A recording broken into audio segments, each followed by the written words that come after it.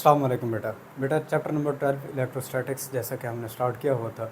अपने साबका लेक्चर के अंदर हमने field due to surface enclosing a charge जिसका रिलेशन हमने कैलकुलेट किया था। आज का हमारा टॉपिक है बेटा गॉसेस लॉ।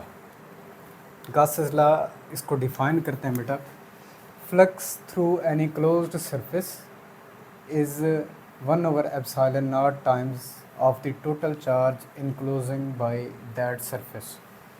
कि किसी भी एक क्लोज्ड सरफेस में से जो फ्लक्स पास हो रहा होता है वो हमेशा उस क्लोज्ड सरफेस के अंदर कितना कुछ चार्ज है उस चार्ज का 1/ε0 टाइम्स करेंगे तो आपको फ्लक्स मिल जाएगा। तो for the first time Gauss's ही थे जिन्होंने किसी भी एक सरफेस के लिए फ्लक्स की वैल्यू हम किस तरह से फाइंड कर सकते हैं उसके लिए अपना इन्होंने बेटा लॉ पेश किया था। मैथमेटिकली तौर पर बेटा इसको लिखा जाता है फाई ई बराबर है Q/ε0।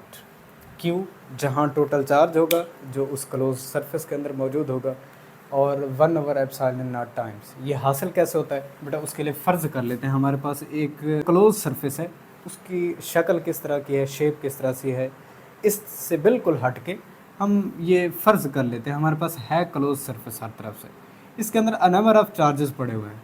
Q1 से लेकर Qn तक हमने इसके ऊपर चार्ज रखे हुए हैं। अब हर चार्ज की वजह से कोई ना कोई एक फ्लक्स होगा। अब Q1 की वजह से जो फ्लक्स पैदा हो बेटा, अगर उसे फ्लक्स को φ1 से रिप्रेजेंट कर लिया जाए और Q2 की वजह से पैदा होने वाले फ्लक्स को φ2 up to so on, nth charge की वजह से पैदा होने वाला जो फ्लक्स है वो φn से रिप्रेजेंट कर लिया जाए। अब टोटल चार्ज क्या होगा, छोटे छोटे जितने भी चार्जेस इस क्लोज्ड सरफेस के अंदर मौजूद थे सबका मजमुआ। अब टोटल फ्लक्स बेटा हमें कैसे मिलेगा, Q1 की वजह से पैदा होने वाला फ्लक्स, Q2 की वजह से पैदा होने वाला फ्लक्स, Q3 की वजह से आने वाला flux, up to so on तमाम तर जितने भी छोटे छोटे चार्जेस थे उनकी तरफ से आने वाले फ्लक्स, इनका मजमुआ टोटल फ्लक्स के बराबर हो जाएगा। अब according to definition of the Gauss's law, हर एक की वजह से जो फ्लक्स पैदा हो रहा था वो बेटा फ्लक्स उसका सम कर लेंगे, Q1 divided by ε0, Q2 divided by ε0, Q3 divided by ε0। अब φn को डिफाइन कर सकते हैं Qn डिवाइडेड बाई ε0 इसको कहा जाता है। अब सब के अंदर बेटा 1/ε0 कॉमन है, Q1 plus Q2 plus Q3 up to so on Qn तक। इसे हम टोटल चार्ज कह के आए हैं बेटा, अगर इसे टोटल चार्ज Q से रिप्रेजेंट कर दें तो फ्लक्स हमारे पास Q/ε0 के बराबर होगा। ये मैथमेटिकल रिलेशन हमारे पास प्रूव हो गया। अब गॉसेस ने जब अपना ये लॉ पेश किया था तो इस लॉ के मुताबिक किसी भी पॉइंट के ऊपर किसी भी एक इमेजिनरी सरफेस के लिए आपके पास जिस तरह की भी उसकी शेप है, टेढ़ी मेढ़ी सी है, सफ़ेयर लाइक है, स्क्वायर लाइक है, किस तरह की भी आपके पास एक जो शेप है जिसके अंदर चार्ज मौजूद है, तो आप उस सरफेस के लिए अगर फ्लक्स को फाइंड करना चाहते हैं तो आप गॉसेस लॉ को इस्तेमाल कर सकते हैं। और दूसरी वो ये थी कि बेटा अगर तो हमने किसी पॉइंट के ऊपर फील्ड को फाइंड करना होगा, जिसे इलेक्ट्रिक फील्ड इंटेंसिटी हम कह रहे होते हैं, अगर उसे फाइंड करना है तो उसके लिए बेटा हम गॉसेस लॉ को इस्तेमाल कर सकते हैं। वो बेटा यूजेस ऑफ गॉसेस लॉ, या दूसरे लफ्ज़ों में हम इसे कहते हैं कि application of Gauss's law. Gauss's law को हम कहाँ अप्लाई कर सकते हैं? पहली चीज़ है बेटा to find the electric field at a point. किसी भी एक पॉइंट के ऊपर हम अगर इलेक्ट्रिक फील्ड को फाइंड करना चाहें तो हम गॉसेस लॉ को अप्लाई कर सकते हैं। अब स्टेप्स हैं कुछ जो कि शॉर्ट क्वेश्चन के तौर पर आपसे पूछे जाते हैं कि किसी भी पॉइंट के ऊपर अगर आपने फील्ड को फाइंड करना है यूजिंग द गॉसेस लॉ तो आपको वो स्टेप्स कुछ फॉलो करने पड़ेंगे। Consider the imaginary Gaussian surface around the point where the field is to be determined. पहला स्टेप है बेटा, जिस पॉइंट पर आपने इलेक्ट्रिक फील्ड फाइंड करनी होगी उसके बाहर आपने एक कोई फर्जी गॉसियन सरफेस कंसिडर करनी होगी। गॉसियन सरफेस इसको डिफ़ाइन किया जाता है बेटा, एक इमेजिनरी सरफेस जिसको किसी भी पॉइंट के बाहर या किसी भी सरफेस के बाहर कंसिडर किया जाता है जहाँ पर हमने फील्ड को फाइंड करना होगा। अब ये इमेजिनरी है, इसकी भी कोई भी शेप हो सकती है। और गॉसियन सरफेस की स्पेसिफिकली तौर पर बेटा जो सरफेस की शेप, शक्ल इसकी जो कंसिडरेशन की जाती है अमूमी तौर पर एक फील्ड को फाइंड करने के लिए, वो बेटा इस बिना पर हम लेते हैं कि आया कि हम किस तरह की शेप के लिए ये सारी कैलकुलेशंस कर रहे हैं। हमारे पास स्क्वायर है, हमारे पास सफ़ेयर है, हमारे पास सिंपल सरफेस है, हमारे पास किस तरह की ट्रिग्नोमेट्री है जिसके ऊपर चार्ज फैला हुआ है, किस तरह की शक्ल है जिसके ऊपर चार्ज फैला हुआ है। उसी ही की मुनासबत से बेटा आगे गाज़ियन सरफेस की कंसिडरेशन की जाएगी और गाज़ियन सरफेस भी बेटा वहाँ उसी ही तरह की कंसिडरेशन की जाती है। तो लाजमी नहीं है कि एक शक्ल या एक शेप ही हो गाज़ियन सरफेस की, अकॉर्डिंग टू कैलकुलेशन ऑफ ई, कि जिस सरफेस के लिए आप ई की वैल्यू को फाइंड करना चाहते हैं बेटा वो डिसाइड करेगा कि भाई आपने गाज़ियन सरफेस किस तरह की लेनी है। दूसरा पॉइंट है बेटा calculate the charge inside the Gaussian surface. दूसरे स्टेप पर गाज़ियन सरफेस को कंसिडर करने के बाद आपने उसमें मौजूद चार्ज को कैलकुलेट करना है। तीसरा स्टेप है बेटा calculate the flux through the surface area using the Gauss's law, using the Gauss's law. आपने गासेस लॉ को इस्तेमाल करते हुए उस सरफेस एरिया के लिए, किस सरफेस एरिया के लिए, गाज़ियन सरफेस के सरफेस एरिया के लिए। अक्सर बच्चों के जहन में ये रहता है कि हमने जो ट्रिग्नोमेट्री जिसके ऊपर चार्ज फैला हुआ है उसके सरफेस एरिया के लिहाज से, नहीं नहीं बेटा, आपने चार्ज कैलकुलेट कर लिया, इट्स ओके। अब फ्लक्स के लिए आपने क्या करना है, आप फ्लक्स की कैलकुलेशन के लिए गाज़ियन सरफेस के सरफेस एरिया के लिए आपने इस्तेमाल करना है गासेस लॉ को, और फिर जाकर आपने बेटा फ्लक्स को फाइंड करना है। अब फ्लक्स जब फाइंड कर लेंगे तो अगला एक स्टेप आता है बेटा, फ्लक्स की एक और डेफिनेशन भी आपने E.A से पढ़ा हुआ था, ठीक है बेटा।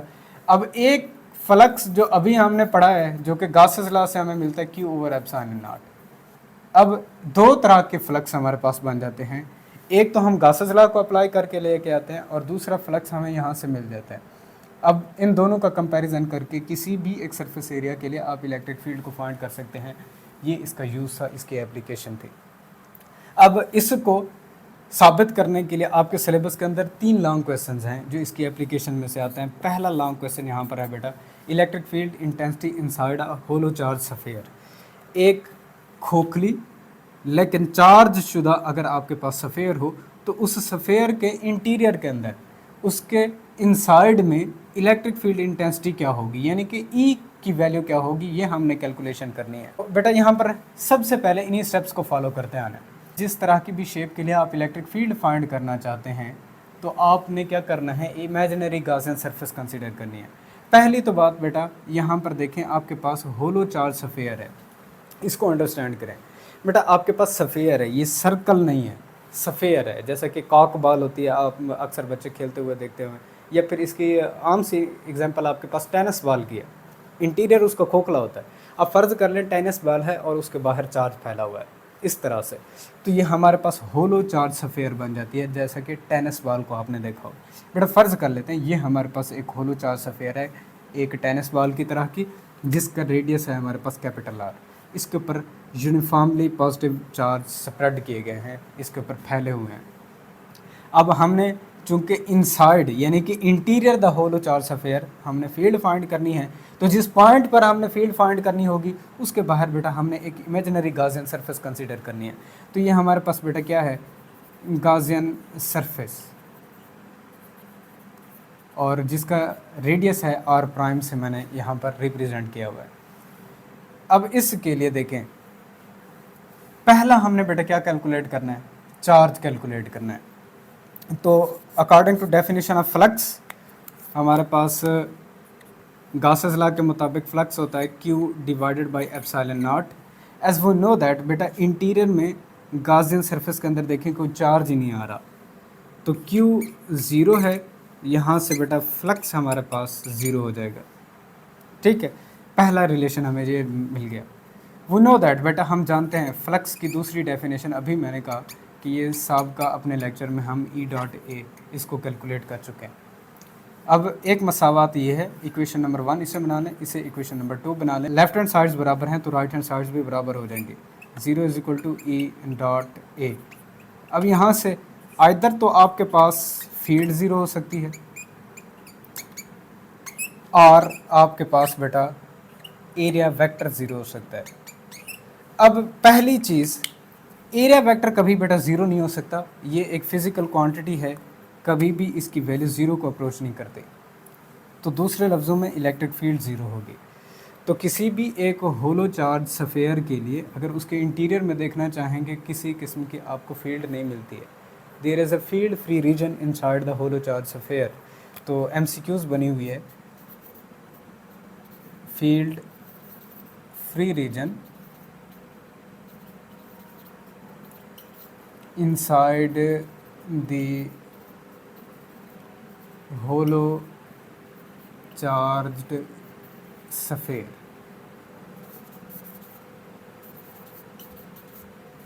ठीक है बेटा, अब इसको इस्तेमाल कहाँ पर करते हैं? अमूमी तौर पर बेटा जितने भी इलेक्ट्रॉनिक्स के अंदर ख़ास करके टीवी वगैरह हो गए, बाकी आपकी जितनी सेंसिटिव अप्लायंसेस हैं उनके अंदर एक्सटर्नल फील्ड से बचने के लिए कि अगर कोई एक डिवाइस इवन के अर्थ की फील्ड से भी कुछ ना कुछ उसके ऊपर इफ़ेक्ट पड़ता है, वो अपनी परफॉर्मेंस सही तरीके से परफॉर्म नहीं कर सकता, तो वहाँ पर इस एक्सटर्नल फील्ड से बचने के लिए कोई एक मेटल का उसके ऊपर कवर दे दिया जाता है, और मेटल के कवर देने की वजह से क्या होगा, एक्सटर्नल फील्ड उसके ऊपर इफेक्ट नहीं कर सकती। ये इसी की एप्लीकेशन में से आ जाता है। दूसरा केस है बेटा electric field intensity outside the hollow charge sphere. अब भी हमारे पास बेटा वही टेनिस बॉल है जिसके ऊपर चार्ज फैला हुआ है, अब हम उसके इनसाइड नहीं आउटसाइड कहीं किसी पॉइंट के ऊपर फील्ड को फाइंड करना चाहते हैं, तो उस वक्त फील्ड का रिलेशन क्या बनेगा, ये हमने कैलकुलेट करना है। ठीक है बेटा, फ्लक्स की डेफिनेशन के मुताबिक ई डॉट ए, और इसकी मैग्नीट्यूड फॉर्म बेटा हमने लिखा था ई ए कॉस थीटा। अब इस तरह की सरफेस के लिए हमने क्या कहा था कि भाई फील्ड अगर नॉन यूनिफॉर्म हो जाए, ई नॉन यूनिफॉर्म हो जाए, तो हमें इसे यूनिफॉर्म बनाना पड़ेगा। और यूनिफॉर्म बनाने के लिए क्या कुछ बेटा सबका हमने लेक्चर में सीखा था कि सरफेस एरिया को स्मॉल पैचेस में बदला जाएगा। ठीक है बेटा, सरफेस एरिया स्मॉल पैचेस में, बिल्कुल छोटे छोटे टुकड़ों में बदला जाएगा। और उन स्मॉल पैचेस के लिए आपने ये भी चेकआउट किया था कि एरिया वेक्टर और फील्ड एक दूसरे के पैरेलल हो जाते हैं, एंगल 0 डिग्री बन जाते हैं। तो बराह रास्त यहाँ पर हम वही कंसिडरेशन कर लेंगे कि लेट्स से स्मॉल पैचेस के लिए हम ये सारी कैलकुलेशंस कर रहे थे। अब इस तरह से हमारे पास कन्फिग्रेशन बनी है कि एरिया वेक्टर और इलेक्ट्रिक फील्ड इंटेंसिटी के दरमियान में एंगल 0 डिग्री बना है। तो ई ए कॉस थीटा, अब कॉस 0 डिग्री आपके पास बेटा 1 के बराबर होता है, और फ्लक्स आपके पास ई ए के बराबर आ जाएगा। दूसरा फ्लक्स आप गॉसेस लॉ से बेटा कैलकुलेट करते हैं, क्यू ओवर एप्सिलॉन नॉट। अब दोनों को इक्वेट कर लेंगे तो ई ए बराबर हो जाएगा क्यू ओवर एप्सिलॉन नॉट। अब हमने बेटा इलेक्ट्रिक फील्ड इंटेंसिटी यानी कि इलेक्ट्रिक फील्ड ई को फाइंड करना है, आप एरिया को दूसरी तरफ तकसीम कर लेंगे, तो Q over epsilon not a area of the sphere आपके पास बेटा बराबर होता है 4 पाई स्क्वायर के। ठीक है बेटा, क्योंकि आर इसका रेडियस है, जिस स्फीयर के ऊपर बेटा एक चार्जेस को फैलाया गया था, इन चार्जेस को, उसका सरफेस एरिया आपके पास 4 पाई आर स्क्वायर। तो इसकी वैल्यू को देखेंगे तो electric field outside the hollow charge sphere आपके पास इसका रिलेशन बनता है 1/4 pi epsilon naught q over r square. अब क्यू आप इसके अंदर कैपिटल भी इस्तेमाल कर सकते हैं कि टोटल चार्ज जो इसके अंदर इनक्लोज था वो कैपिटल क्यू के बराबर है, इट्स ओके, या आप स्मॉल इस्तेमाल कर लें, आपकी बुक के अंदर जो नोटेशन इस्तेमाल की गई है आप उसको इस्तेमाल कर सकते हैं। तो ये था बेटा हमारा बेसिक लॉन्ग क्वेश्चन जो कि गॉसेस लॉ से मुतल्लिक था, और इसकी एप्लीकेशन, पहली एप्लीकेशन आज के लेक्चर में हमने कवर की। इंशाल्लाह नेक्स्ट लेक्चर में इसकी दो नेक्स्ट जो एप्लीकेशंस हैं, एक तो है due to infinite sheet of a charge जो कि मोस्ट इंपॉर्टेंट लॉन्ग क्वेश्चन है और अक्सर सबसे ज़्यादा वो पिक किया जाता है। और इसके बाद हम इंशाल्लाह देखेंगे कि दो पैरेलल प्लेट्स किसी जैसे कि एक कैपेसिटर है जिनके ऊपर अपोजिट चार्ज होते हैं। अब उस पैरेलल प्लेट कैपेसिटर के इनसाइड में यानी कि इंटीरियर में दो प्लेट्स के दरमियान में अगर फील्ड को फाइंड करना चाहेंगे तो वो फील्ड का रिलेशन क्या होगा, जिसे आगे हमने फर्दर बेटा इस्तेमाल करना है। तो होप सो आपको वीडियो पसंद आई होगी। इंशाल्लाह अपने नेक्स्ट लेक्चर के साथ हाज़िर होंगे। अल्लाह हाफ़िज़।